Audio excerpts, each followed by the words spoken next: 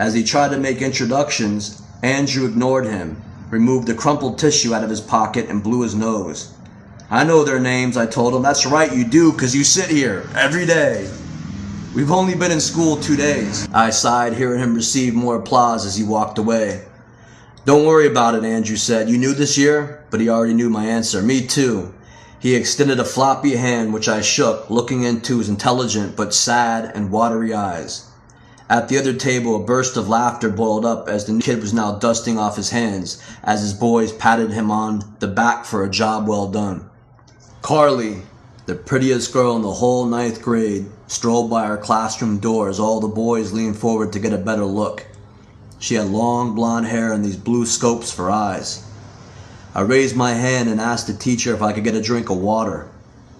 By the time I got out into the hall, she dipped into the girls' room, so I hung back near the water fountain and waited.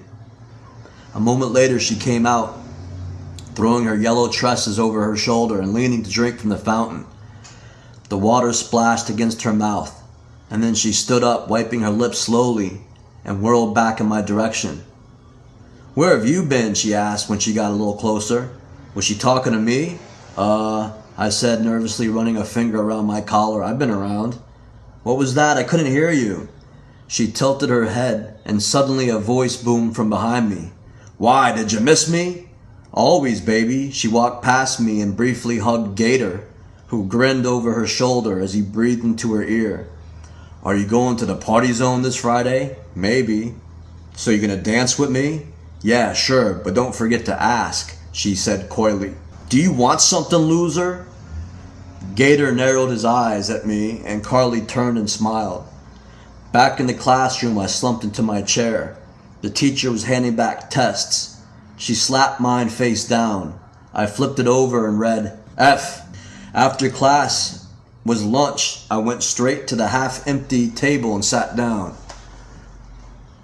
"What happened? What's wrong with you? You're not acting like yourself today," Andrew asked over our trays of slop. "I'm failing math." "So?" He told me, "Study harder." I saw Carly Petros out in the hall. I thought she was talking to me, but she was talking to Gator, and I felt like such a dumbass.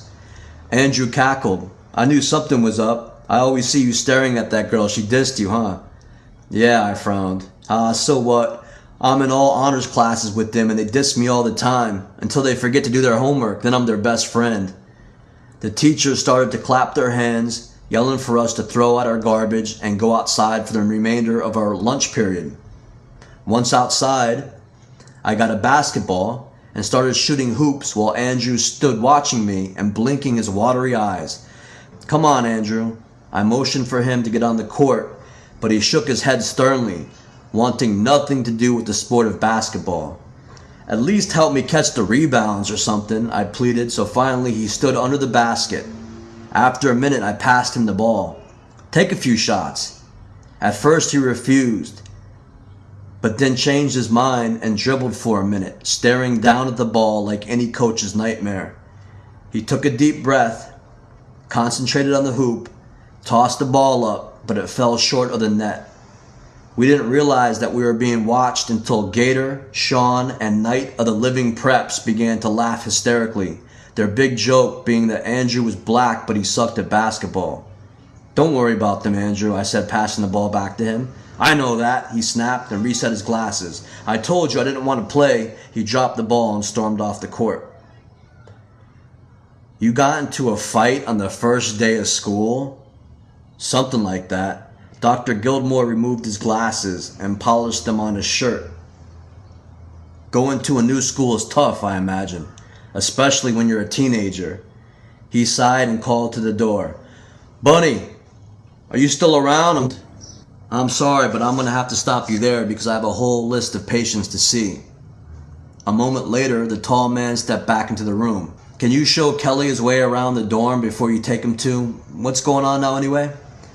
"Conflict resolution group, I think. I'll find out." The two of us began to walk out when Gilmore called from his desk. "That was a good start. Keep it up and you'll be out of here before you know it."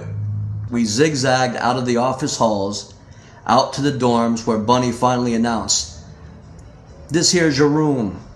And you know about the 2 alls. The boys are not allowed down the girls' wing, and the girls are not allowed down the boys' wing. You understand me? Yep. If you have a problem with that sort of thing, you just wind up and seg. Nah, man, no problem. Alright.